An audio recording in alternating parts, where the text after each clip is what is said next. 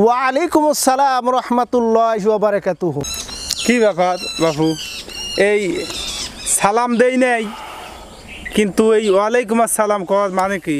তুমি যে বেদব সেটাকে শিক্ষা দেওয়ার জন্য আমি তোমাকে এই সালামের জবাব দিলাম।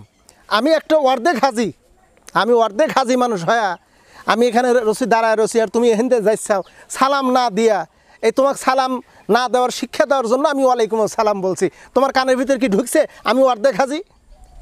ও, এই অর্ধেক হাজি দেখে আমার সালাম দেওয়া লাগবে? হ্যাঁ, আমি অর্ধেক হাজি, অর্ধেক হাজি দেখে তুমি যাতায়াত করবে, দেখাশোনা হবি, মুরবি মানুষকে সালাম দিবে।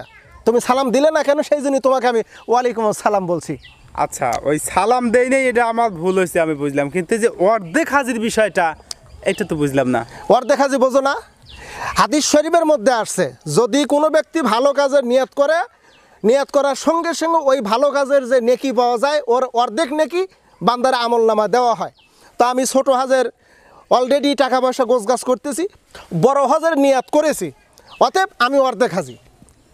কথাটা বোঝা লাগবে। তাহলে এই ছোট হজ কি আর বড় হজ কি, এইটা আমরা একটু খুলাসা করে জানি। ছোট হজ হলো ওমরা, ওমরার জন্য টাকা পয়সা আমি গোছগাছ করছি, এখনও যাইনি, যাব। আর বড় হজের নিয়ত করছি।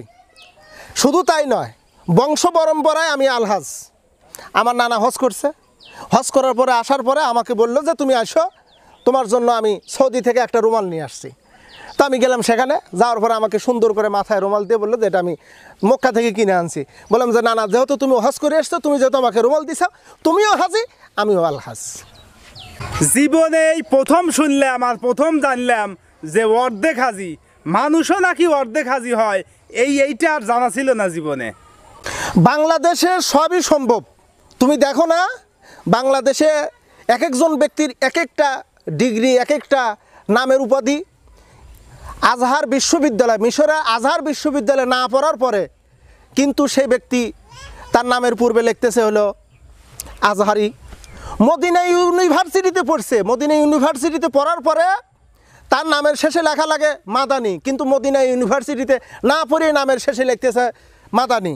এরপরে ভারতের দারুল উলুম দেওবন্দ মাদ্রাসায় না পড়েই তার নামের শেষে লিখতেছে কাসেমি, রাহমানি, আরও কত কিছু নামের উপাধি।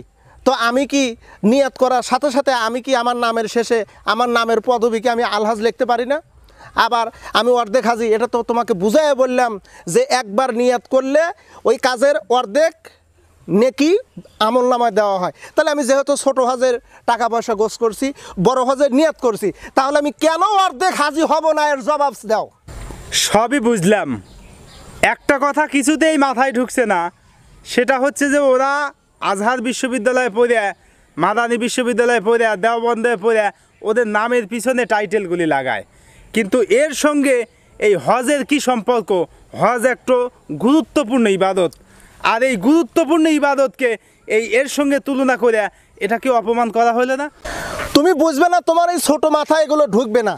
ছোটো মাথায় যদি ঢুকতো তাহলে তুমি অবশ্যই এই অর্ধেক হাজিকে তুমি সম্মান দিয়ে সালাম দিয়ে যেটা।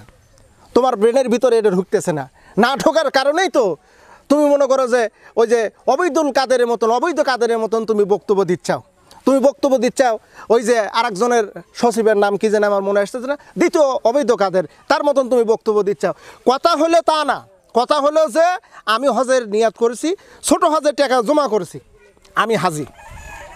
তুমি ওই নামের উপাধির সাথে একটু মিল করে, বাংলাদেশে সবই সম্ভব, বাংলাদেশে সবই সম্ভব। হজ না করেও আলহাজ হওয়া যায়, হাফেজ না হয়েও হাফেজ হওয়া যায়, মৌলানা না হয়েও, মাদ্রাসা না পড়েও মৌলানা হওয়া যায়, মাদ্রাসার বারান্দায় 2-4 দিন গেলি পরেও বড় আল্লামা হওয়া যায়। তুমি এটা কি বোঝো না? তোমার মাথার ভিতর ঢোকে না। অথবা আমি আলহাজ, আমি হাজি, অর্ধেক হাজি। এখন থেকে দেখে শুনে যখন যাবে সালাম দিয়ে থেকে যাবে। কথা কি তোমার কানের ভিতর ঢুকছে? যদি না ঢোকে আবার বলি, শোনো, বেদবি করবে না, মুরব্বি দেখলে সালাম দিবে, বিশেষ করে মুরব্বি যারা হজ টস করে আসছে ওদের কাছে সালাম দিয়ে দোয়া আশীর্বাদ নিবে। সবই বুঝলাম বাপু, আমার ভুলই হয়েছে, কারণ মুরব্বি দেখলি, আলেম দেখলি এদেরকে সালাম দেওয়া এটা দরকার। আমি হয়তো বিভিন্ন চিন্তা ভাবনার কারণে সালাম দিবার পারি নাই। নেক্সট টাইমে আর এরকম ভুল হবে না। আমি অবশ্যই মুরব্বি দেখলে, আলেম দেখলে, হাজি দেখলে, এরকম গ্রামের মুন্সি যারা আছে তাদেরকে দেখলে অবশ্যই সালাম দেবো ইনশাল্লাহ। আসসালামু আলাইকুম আ রহমতুল্লাহ। ওয়ালাইকুম আসসালাম রহমতুল্লাহ বারকাতু। ভালো থাকবে, এভাবে সালাম দিবে।